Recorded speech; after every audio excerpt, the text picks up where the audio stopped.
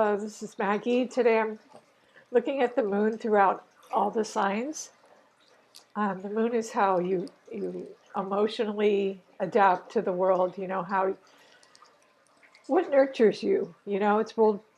The moon is very changeable, and it's how we emotionally relate to the world and how people perceive us, and what nurtures us.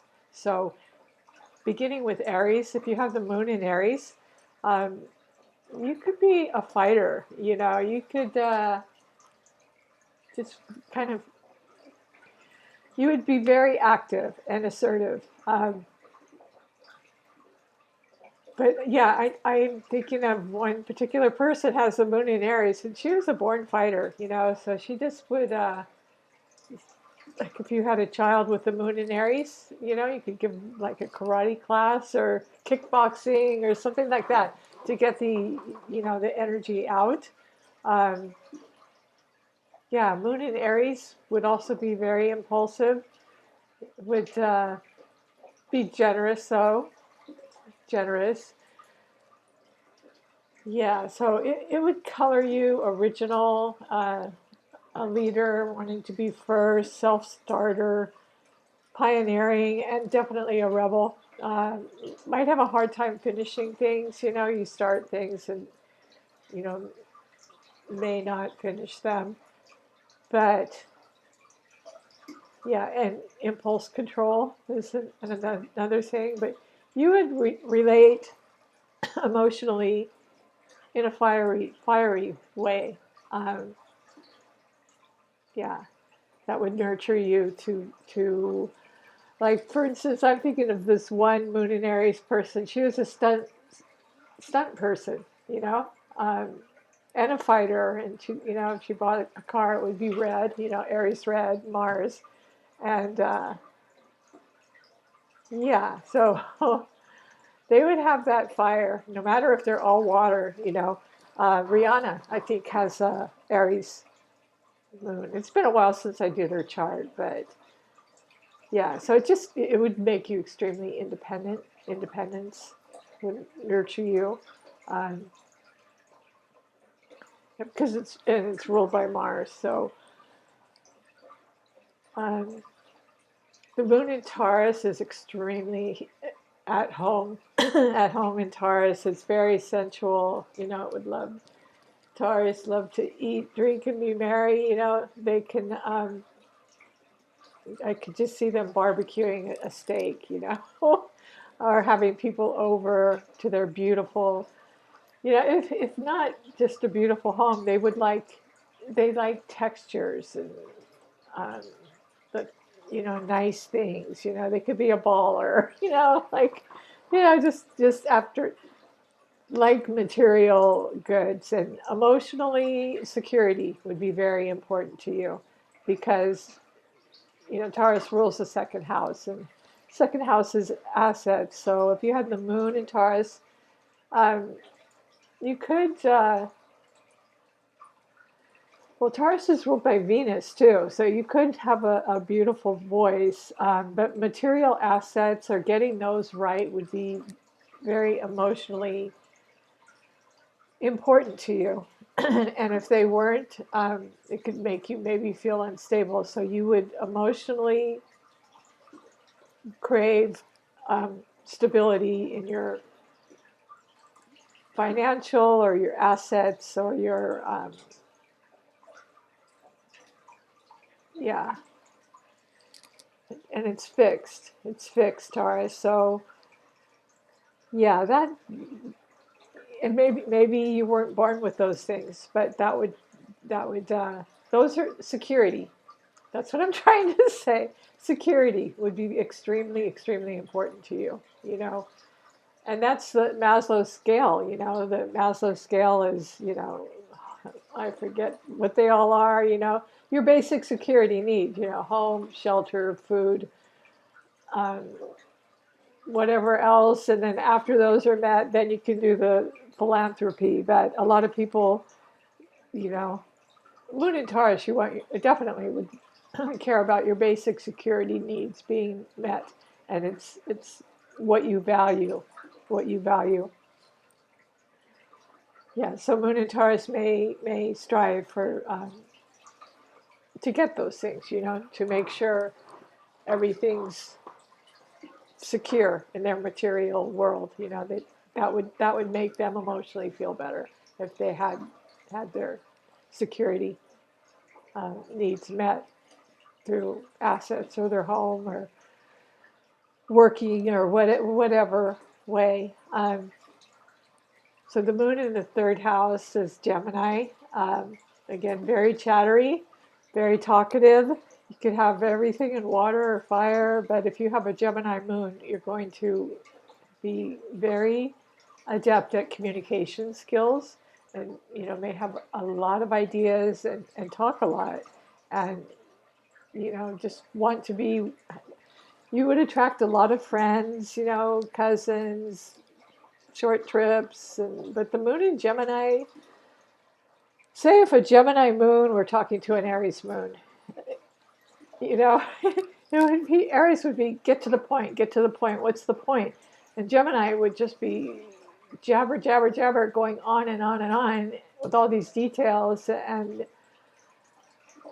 yeah, so it would just be like for the Aries, Aries moon, maybe too many words, too many, what they would perceive, because they're so blunt and to the point, and uh, they might be rude and just cut them off, and hurt their feelings. But yeah, so Gemini moon is great at any kind of social skill. They would be great in the work environment, social environment, very witty. They're ruled by Mercury, so they would be extremely charming, witty, um, socially engaging.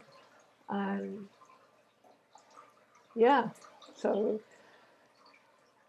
and mutable, changeable, but at the same time, they would be, they would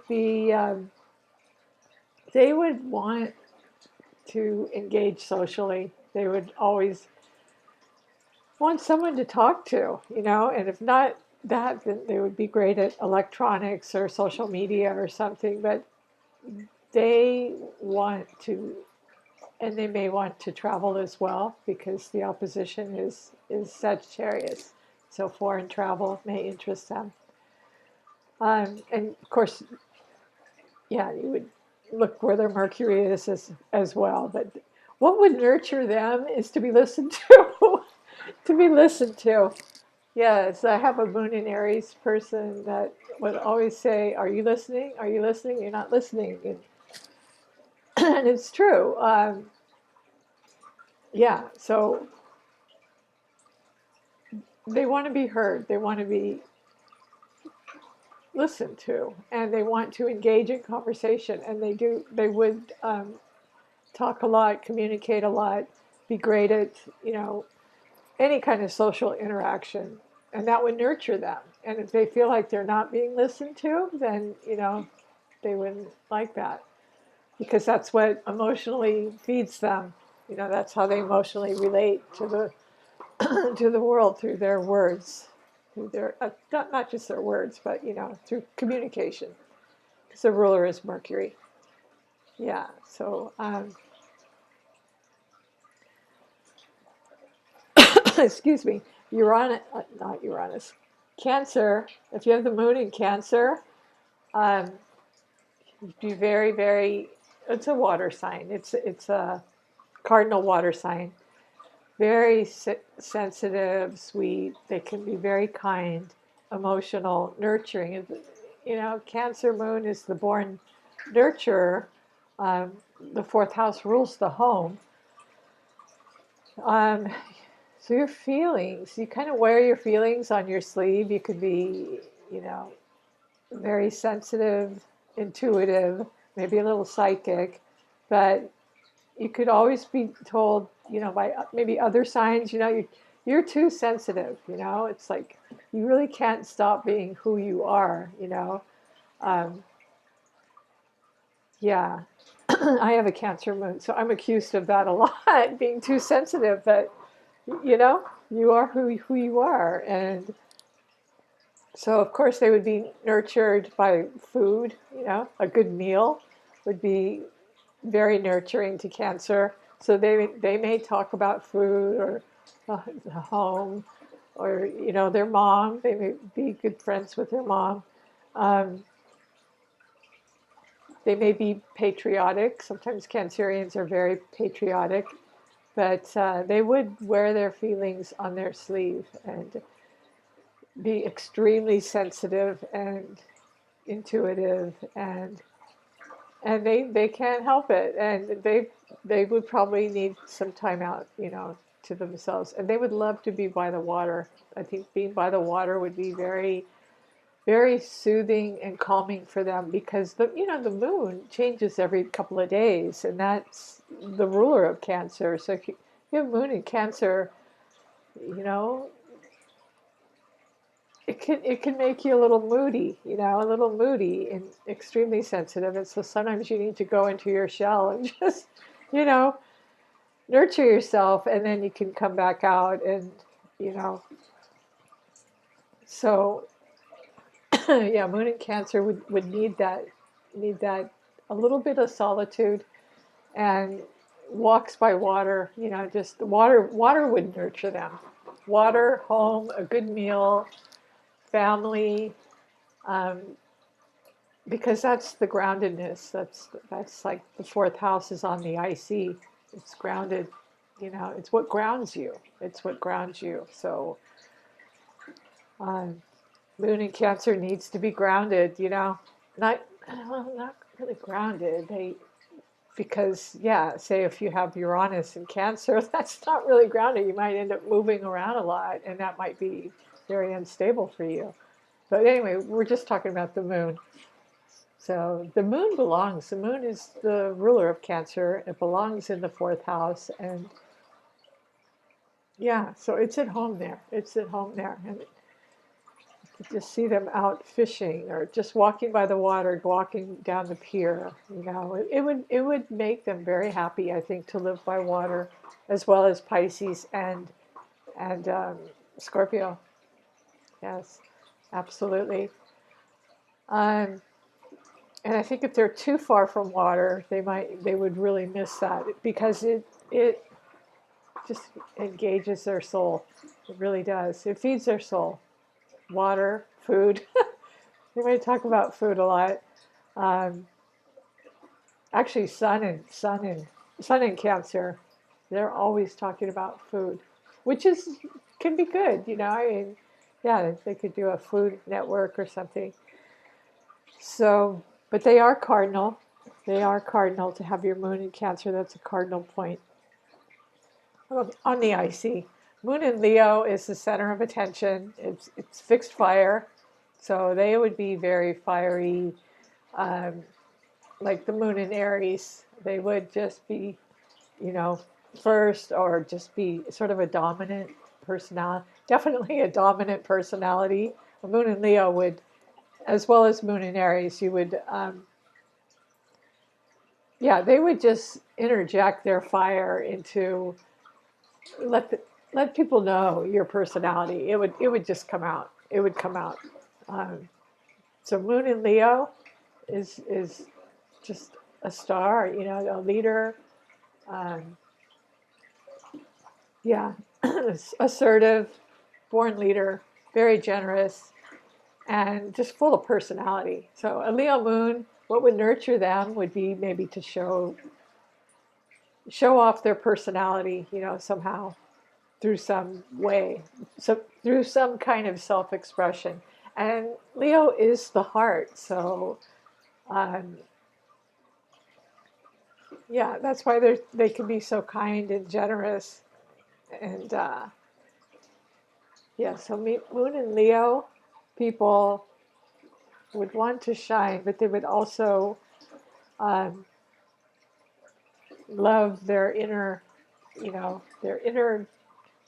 family, or group, or, well, they would love themselves.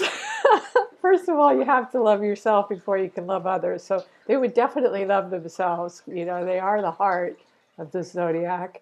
And um, through their buoyant, fixed personality, they would make their presence known in a group or anywhere. Um, but it's a very gregarious, strong, very strong-willed person. It's a very strong-willed person. If you have a Leo moon child, you'll see how strong-willed they could be.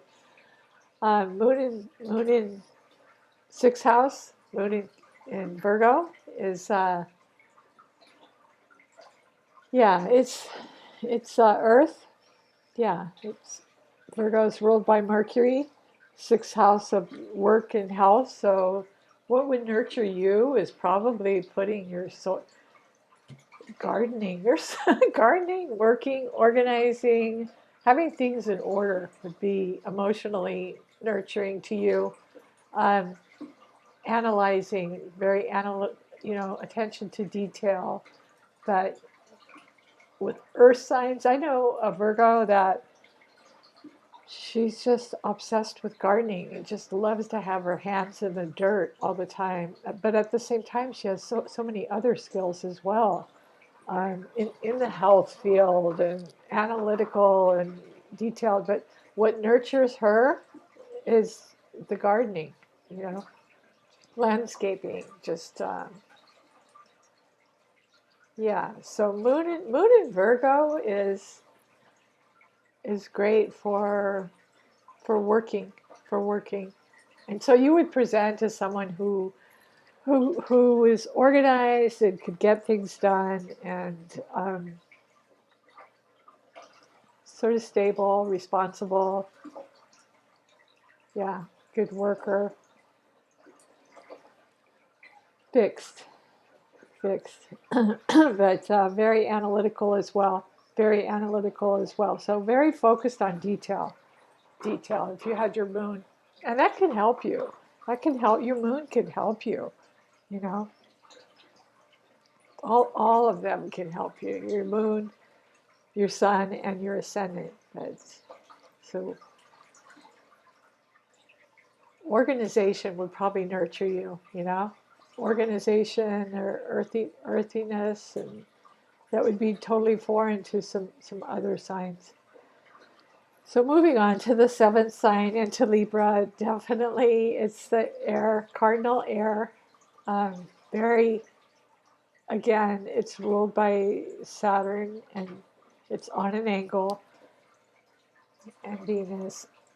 And relationships, of course, would nurture them. It's all about relationships with them, social interaction, and social skills, and relating to other people. It's all about the other. So their moon, their emotional stability, or how people would perceive their emotional nature would be their relatedness. You know, how they relate to others, and that would give them emotional security. They would need that. They would need that, and that would make them feel good. That would make them feel good. The moon in Scorpio would be a very intense personality. I know that everyone uses that word intense for Scorpio, but they're a very strong, powerful sign, because they're ruled by Mars, the god of war. It's also co-ruler of Aries, and they're also ruled by Pluto, the planet of transformation. And Scorpios go, it could rule death and sex and joint finances. And so if you have your moon in, excuse me, your moon in the eighth house or your moon in Scorpio, um, you too would love being by the water. And the kind of things that would nurture you would be depth. You know, you would be nurtured by, um, well, emotional security for one thing in relationships, but you would like look into someone's soul. You would want to go to greater depth, and you would, um, eighth house joint, it'd be joint finances. So it would color you, Scorpio, definitely. And you would present as a very strong, intense, because Scorpio is fixed personality. Your presence would be known. It would be known, and you could be very determined um, and very good. It would make you very good with joint finances, with sexuality, with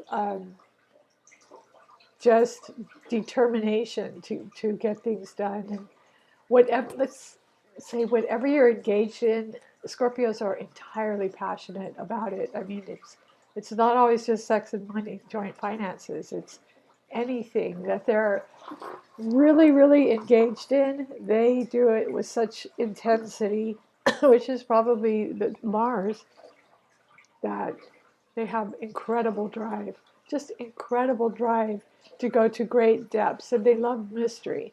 So that would give them a certain mystique, Yeah, a Scorpio moon would make it a very interesting personality. Moon in Sagittarius is fun. They're fun. They're ruled by Jupiter. Let me get some water. Second.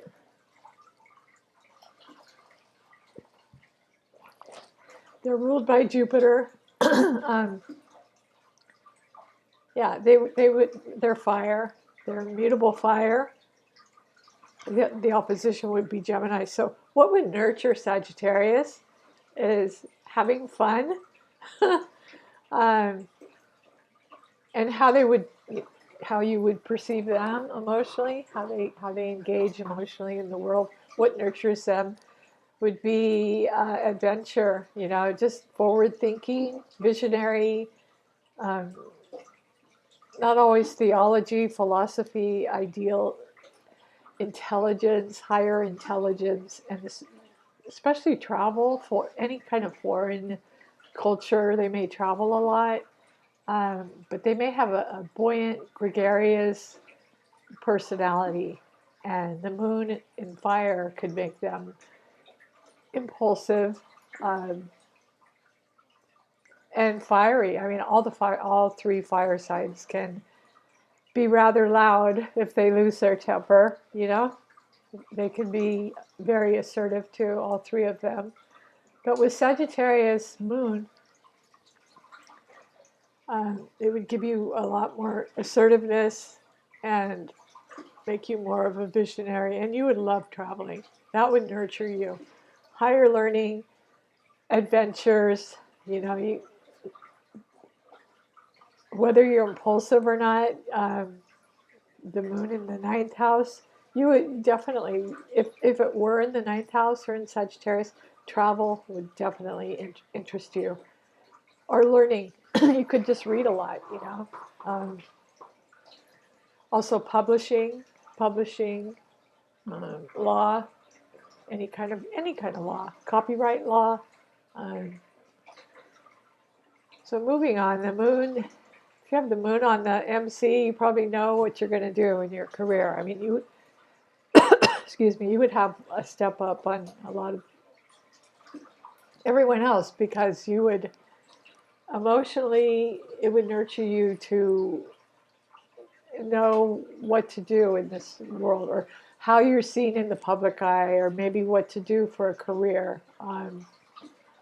It would be very material assets, or how to achieve them would be very, very important to you, as well as to Taurus for security. That would be your emotional security, would be through achieving success somehow, because you are on the MC, the midheaven, and that's the career sector, and you're ruled by Saturn, and Saturn is a great teacher. You could be a very great teacher, disciplinarian.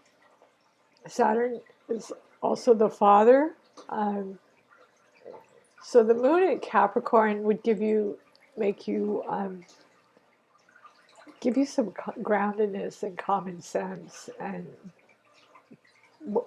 that's what would nurture you, is probably achievement or striving towards some goal, and having the patience and endurance to maybe get there, whereas some of the other signs probably, it's definitely a help. It's definitely a help to have your moon up there already up in the midheaven in Capricorn. It would give you drive and ambition. Yeah, and so it's cardinal, very important cardinal angle, and the midheaven and the 10th house, and Saturn is the ruler. So to have your moon there is significant, and that would always probably be on your mind somehow to take the next step. How can I structure to have structure in your world, whether it's through achievement or building structures or somehow structuring your world. So moving on to Aquarius, 10th house, moon in Aquarius. Yeah, they're very interesting and fun, and it's fixed. So it's fixed air. Sorry, finish the sentence. Fixed air. 11th house, Aquarius, ruled by Saturn and Uranus. So the moon in Aquarius would be a quirky, eccentric, fun, strange, unique individual. It would give you great individuality. You may have a lot of compassion for humanitarian endeavors, or like peace and um, friendships, groups, astrology. um, but Moon and Aquarius friendships are they're very good at friendships and groups. They may have love of philanthropy as well. Um, yeah, and they're ruled by Saturn and Uranus. So the Saturnian side of Aquarius, the moon, would be sort of fixed and dogmatic in their opinions, but at the same time, they're ruled by Uranus. So their opinions may be about bringing peace to the world, or some philanthropic can you say activity that they're interested, or charity, or something that they're into, and they're trying to convince others. They're adamant. They feel very, very strongly about it, and they're trying to engage others, because that's what Moon in Aquarius um, does, is engages others. But at the same time, it can give detachment, and the detachment probably comes from Saturn. Um, Engagement and detachment. They can engage with groups, but they may be detached at home with their wife or their spouse, or um, yeah. So anyway, moving on. 12th house moon in Pisces is entirely very, very psychic. And back to Aquarius. Yeah, moon in Aquarius, they would be great. They would be very open to new ideas. Visionaries.